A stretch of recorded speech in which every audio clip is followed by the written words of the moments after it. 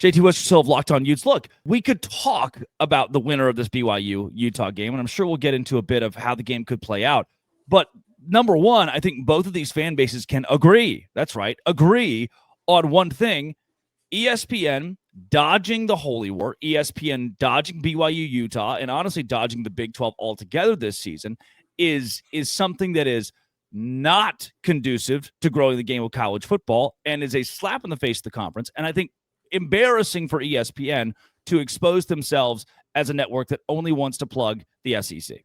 And the big other brands, I'll say that too, because the only other ones they've gone to are a top Big Ten matchup. So it's literally College Game Day used to be special because they would go to App State. It was 2 years ago. They went to a Big Sky game. That was massive, an FCS game in late November. It was an awesome atmosphere. It was super cold. Like, it was one of those things those kids will never forget. How about even when they went to Cal last year? Those were the moments that are so incredible. And it seems like they're so far removed from that. And I just think it's so interesting what's going on, Drake, right now, because if you look at, there you go. Yeah, right there. Ole Miss and Georgia this week. And you know what this will be? We've gone 6 weeks of 6 of the 8 weeks we've gone in the college football season. Now they've gone to an SEC site too, right? Like, excluding week 0 last year, all five of their first destinations a year ago were SEC. 9 of the 14 weeks a season ago went to an SEC school too. Like, if we look back at 2023, of the 14 weeks, only 5 games had current SEC members involved before that ESPN deal went through. So now that the ESPN deal has gone through, they're really just going to SEC matchups. And I know a lot of these are top 10 matchups, but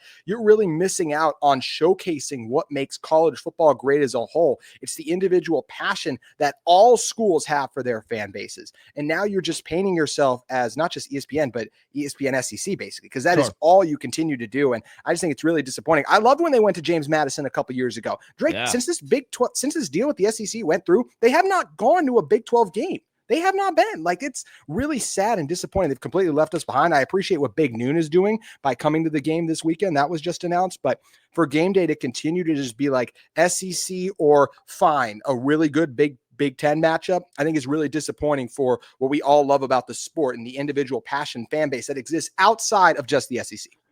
Yeah, big noon kickoff coming to town this weekend, which there is not a noon kick in this game. I was so worried, by the way, that this would get the same treatment that Utah and Texas Tech got. Now, I'm going to come off of some of the comments that I made alongside Chris Level and said, what I said at the time was, this will feel more like a neutral site game than it would if it was a night game at Utah. That's fair for anyone in college football. No one has a better atmosphere at 10 a.m.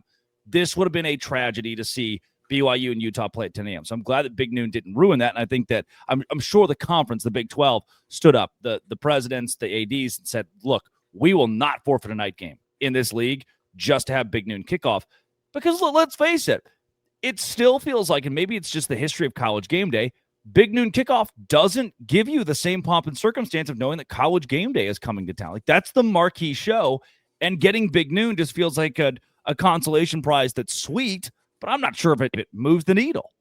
You're absolutely right. It's a prize, but it is just a consolation prize. It's like, yeah, you got second. College Game Day is still College Game Day. Even the moves that Big Noon makes is to try and meet the hype of College Game Day. Dave Portnoy is only on that show because they are trying to mimic what Pat McAfee does. Even like me personally, I watch Game Day now more than, even though I get frustrated at the destinations they go to, the show actually still will talk about Utah, BYU. Like, they will still mention them. It's not as much the SEC, but I watch the Game Day more. And I think almost everyone does, because it's become the staple, the icon. I do just think it's a little bit better of a product, even though I love Big Noon and I'm so grateful they went to Utah a couple weeks ago and was an incredible atmosphere, but it's not College Game Day, the staple. Like, the reason Big Noon exists is because of College Game Day. Like, if you look at NFL pregame shows, they don't just exist because of the CBS one or whoever it might be. Like, they exist because they want to hype up their NFL product. Yes, Fox is trying to do that with their product, but the reason every single one of their ads also says, like, we have the best announcers, the best games, the best pregame, is because they don't. They're just trying to tell you that, because the best is still College Game Day and what they offer.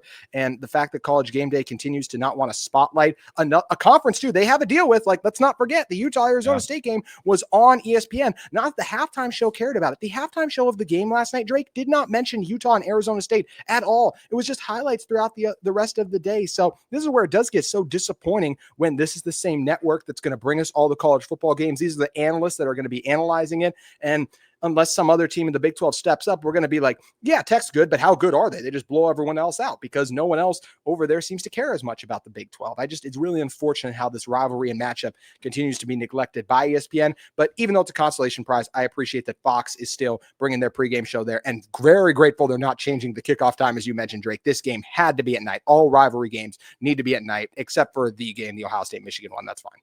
Is it fair to say this is less of a conversation? Because, I mean, this is Locked On Big 12, right? And the onus is on me to talk. Well, and I've mentioned this before, too. I'm not going to be able to talk as much Oklahoma State as I can Texas Tech. I cannot talk as much, West Virginia as I can Utah in a season where there are contenders that deserve. And maybe that's the pot calling the kettle here a little bit by saying College Game Day is avoiding the Big 12. But I think the Big 12 does have some legitimate matchups that they are intentionally redirecting from. Is it safe to say this is a conversation more about the Big 12 as a whole than it is necessarily just BYU and Utah?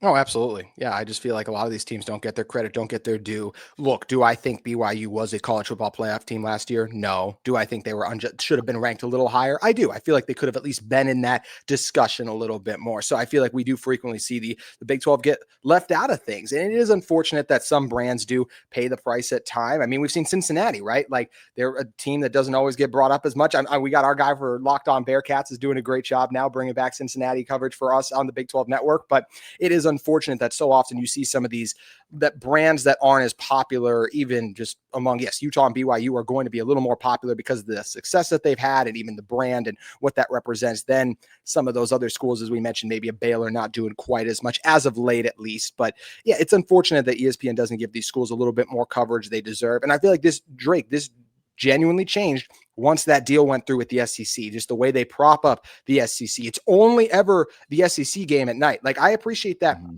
NBC with their deal, if Notre Dame has the biggest game, they'll put that game at night. Like I would love it if Utah BYU was treated by, and I know it's on Fox in this instance, but like let's say it was on ESPN. If you want to do Georgia Ole Miss because it's the top 10 matchup in terms of reserving that for 7:30, that's fine. Like but give us another prime slot. And it doesn't feel like they want to do that. It feels like the Big 10 is Big 12's continuously getting the Heisman, and it's disappointing how they're trying to lower the value of our product by saying like, oh, they're just not as good. And they're going to learn just how good Tech is when some of those teams see them in the playoff. I would not want to see the Red Raiders right now. Yeah, Texas Tech could go to the national championship. I really believe they've got the talent, especially on the defensive line and the defense, to make a huge run.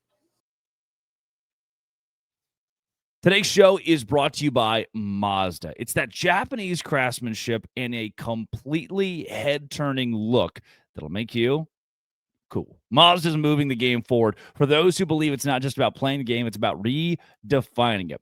This week's moment that moved the game forward is the stupidest, silliest, wildest win you could possibly concoct. I'm going to go with Will Farron's field goal that he made 45-yarder in overtime after he'd already missed a field goal once and somehow magically sneaks one through, sends BYU to another overtime, and wins the game. That was a magical moment for a team to come back and win a game. Even if your team loses, you can keep yourself moving forward by going the extra mile, and Mazda certainly goes the extra mile for you when crafting their vehicles. When you follow what moves you, the unexpected is only the beginning. And just like there's more to every highlight, there's more to a Mazda vehicle. Mazda, move and be moved. Do it with Mazda today.